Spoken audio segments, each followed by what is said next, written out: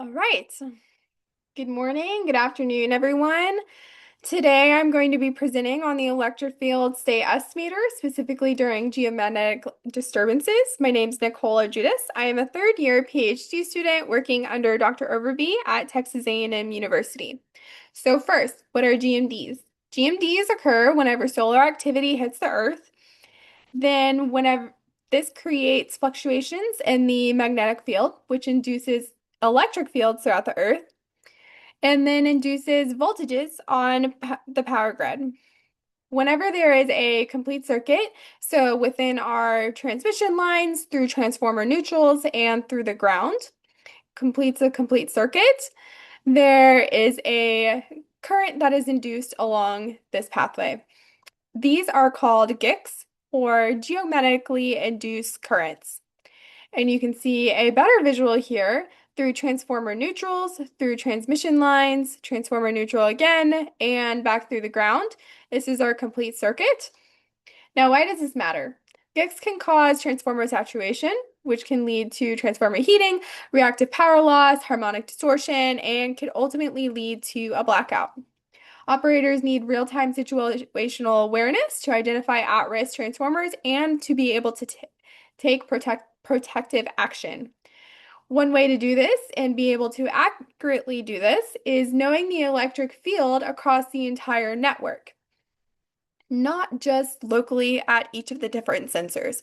Currently, we calculate the electric field from magnetometers locally and use Earth conductivity readings. However, again, this is a very sparse network, and we want to be able to know the electric field across the entire network rather than just at the magnetometer locations. And because we have GIC sensors, we want to be able to utilize those measurements as well. Since GICs are relatively quasi-DC and they have a linear relationship with the electric field, we're able to utilize them within the state estimator as well as electric field measurements. One of the things that this estimator needs is it needs to be adaptable. So it needs to be able to fit different topologies, be able to use different measurement availability and regional concerns. Should it accept any network that you have and any measurements that you have on hand. You should be able to have an estimation cost that shows how well a particular configuration explains the observed data. And today we will be utilizing a 6-bus case and a 2000 bus Texas case to show examples of the state estimator. Now, what exactly is happening within this state estimator? We are estimating the electric field in the northern and eastern direction across personalized regions. It utilizes whatever measurements you have available, GIC sensors and electric field measurements, maybe from magnetometers. It utilizes whatever network you have, and it determines the estimation costs associated with the regions and measurements provided. This is the cost function here from just a standardized weighted least squares cost function, and we are comparing it to a chi-square distribution of the 95th percentile. This is standardized of if it is below this 95th percentile, this cost, then the model is considered consistent with the measurements to the estimated values. However, if it is above this 95th percentile, then it means that the model may be too simplistic or misaligned.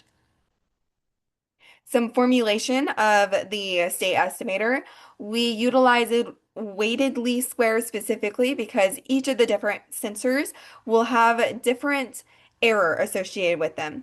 Maybe one sensor is not very reliable and you don't want to rely on it very much. So you don't want it to bias your estimation values. So you want to reflect that in your weight matrix here. We also have the relationship between GIC and electric field mapping. Our phi matrix includes transformer conductances and altered to include different transformer types. So is it an auto transformer? Is it a 3-winding transformer? Is it a YY transformer? This G matrix is line conductance values that includes substation grounding resistances. H matrix is the matrix that makes our regions split up throughout the entire network. It shows the line length, it shows the resistance, it shows the orientation of the lines. Custom inputs. Again, you can utilize whatever measurements you have available between GICs and electric field measurements. This right here is how we created our measurements for testing. So this is for an example of an electric field that we used for the 6 bus case and a example for the 2000 bus case. Are different categories that we went through for the electric field and different parameters. The main thing is that we utilize continuous electric fields as this is more realistic.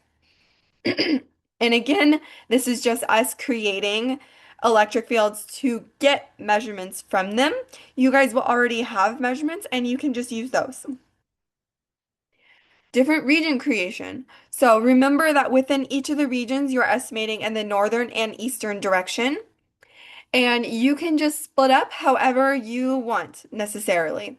At first, we chose regions based off of the 1D conductivity map. And then this time we switched it up to where we did k-means clustering based off of geographic locations of transformers to create numbers of different regions.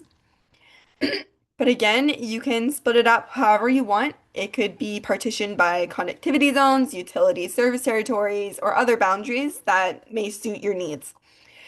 The main requirement that does need to be kept in mind is that for the estimator to remain observable, you have to have at least twice the number of measurements as regions. Since you are estimating the electric field in the northern and eastern direction, that is two different states, and you have to have at least the same number of measurements as states. So you have to have at least twice the number of measurements as regions. So if you only have 6 measurements, that means that you can only have at most 3 different regions. Whenever you have personalized inputs of your personalized measurements and your specific network and grid and your specific regions that you want, you also get personalized output of your estimated electric fields and personalized analysis of how well those measurements, regions are they match your estimated values within each of the regions. And you can see an example of this here. We have our average estimation cost, and we also have the total number of GIC sensors that were used across different number of regions, and also compared to our chi-squared thresholds here. This is for the 2000 bus case, just showing the example of the estimated cost function. Now, keep in mind whenever you are looking at this, that adding measurements does not necessarily decrease the cost, as you are coming in with an input of a continuous electric field and you're discretizing it into regions. So whenever you add another measurement within a specific region, it is not going to necessarily exactly match up with your estimated values of electric field and could actually make the cost worse. However, it does allow operators and planners to analyze whether adding another measurement or changing the regions would be worth the investment.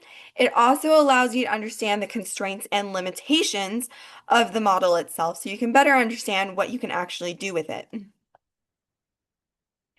Overall, of our electric field state estimator, it estimates the electric field in the northern and eastern direction over custom regions. It utilizes whatever measurements you have, GIC and electric field measurements, works with any electrical grid, evaluates measurement to estimation fit quality with our cost function, and how can we use it? It could be used in real-time electric field estimation visibility for grid operators. It could also be used for planning measurement placement and regions for improved estimation accuracy and better visibility. Currently, we are trying to expand the state estimator to edge cases, larger networks, trying to include more transformer types, include GIC blocking devices in it, network topologies that may affect the sensitivity matrix of the state estimator. We are also wanting to find optimal measurement placement. Say you have 10 measurements that you want to place.